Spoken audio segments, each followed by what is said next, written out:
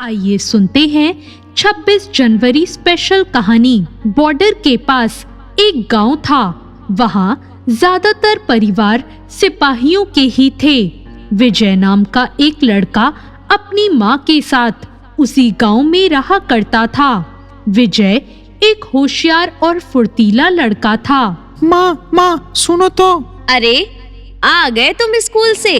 कहो क्या बात है, क्यों इतना शोर मचा रहे हो? माँ, हमारे स्कूल में 26 जनवरी पर एक कार्यक्रम होने वाला है, मैं भी उसमें हिस्सा लूंगा। अच्छा, क्या करोगे तुम उसमें हिस्सा लेकर? माँ, मैं एक नाटक में सिपाही बनूंगा और सब दुश्मनों को मार दूंगा। ठीक है बेटा, तुम हिस्सा ले लेना। चलो अब मुंह हाथ धो लो और खाना खा लो। माँ, मैंने खाना खा लिया है, अब मैं अपने दोस्तों के साथ खेलने जा रहा हूँ। ठीक है, लेकिन जल्दी घर आ जाना। ये लड़का भी ना कभी किसी की बात नहीं सुनता है।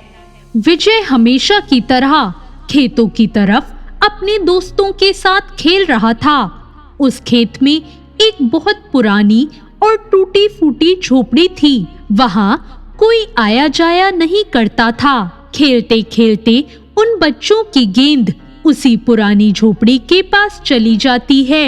अरे क्या यार बिरजू, कितनी बार बोला है तुझे, थोड़ा आराम से गेंद फेंका कर। चल रुक, अब मैं गेंद लेकर आता हूँ। विजय उस गेंद को ढूंढ ही रहा होता है कि अचानक उसे उस झोपड़ी में से कुछ आवाज आती है। अरे यहाँ तो कोई नहीं रहता है, फिर ये आवाज कैसी? कौन आया है यहाँ, जरा देखूं तो। विजय उस झोपड़ी के पास जाता है। तभी अंदर से आवाज आने लगती है। हमें 26 जनवरी के हमारे इस प्लान को पूरा करना ही होगा। सब लोगों का ध्यान 26 जनवरी की तैयारियों पर है। किसी को पता नहीं चलेगा और हम ये हमला कर देंगे, कोई भी नहीं बच पाएगा। अरे ये तो दुश्मनों का दल है, लगता है यह कुछ बहुत बड़ा हमला करने वाले हैं। तभी तो यहाँ इस खाली झोपड़ी का सहारा लिया छुपने के लिए। मुझे यह सब हमारे सिपाहियों को बताना होगा। मैं अभी बॉर्डर के पास जाता हूँ। विजय गेंद वापस लेकर अपने दोस्तों के पास आता है। सुनो, अभी तुम सब भी घर जाओ, हम कल खेलते हैं। मुझे भी माँ ने जल्दी आने को बोला था। विजय किसी से कुछ नहीं कहता और अपने सभी दोस्तों को घर भेज देता है और खुद बॉर्डर की तरफ सिपाहियों के पास भागता है।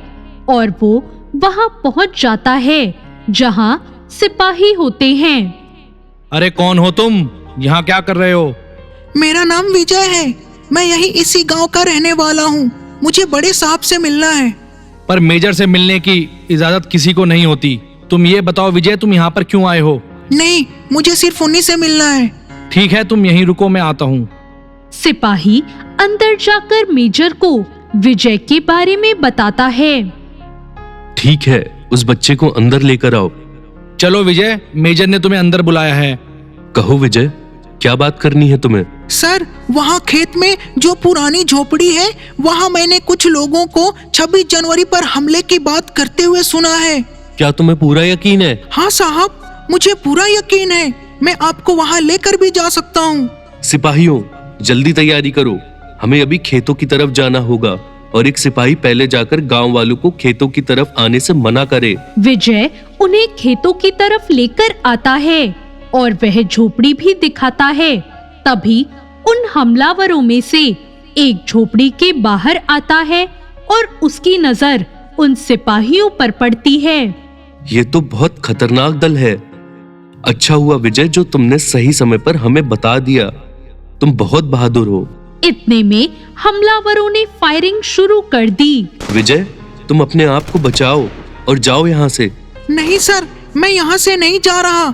मैं भी इनका सामना करना चाहता हूँ आपके साथ। देखते ही देखते फायरिंग का सिलसिला बढ़ जाता है, जिसमें कुछ सिपाही घायल भी हो जाते हैं और फिर भी वो लोग झोपड़ी में छुपे सभी हमलावरों को मार डालते हैं। वो अंदर जाकर देखते हैं, उनके सामानों में एक मैप मिलता है जिस पर कुछ प्लान लिखा होता है।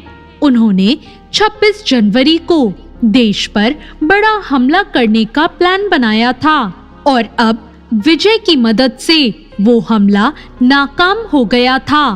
विजय, तुम बहुत बहादुर हो। ऐसा बोलते हुए मेजर की नजर विजय के हाथ पर पड़ती है। अरे विजय, ये क्या?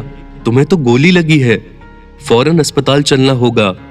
वाकई मैंने आज तक तुम्हारे जितना बहादुर और मेहनती लड़का नहीं देखा, जो अपने देश के लिए इस उम्र में भी अपनी जान की बाजी लगा बैठा। हम तुम्हें सैल्यूट करते हैं। सर, मैं एक बहादुर पिता का बेटा हूँ। ये सब उन्हीं से सीखा है मैंने। क्या मतलब? मैं कुछ समझा नहीं। मेरे पिताजी भी एक सिपाही थे जो कि एक हमले में शहीद हो गए।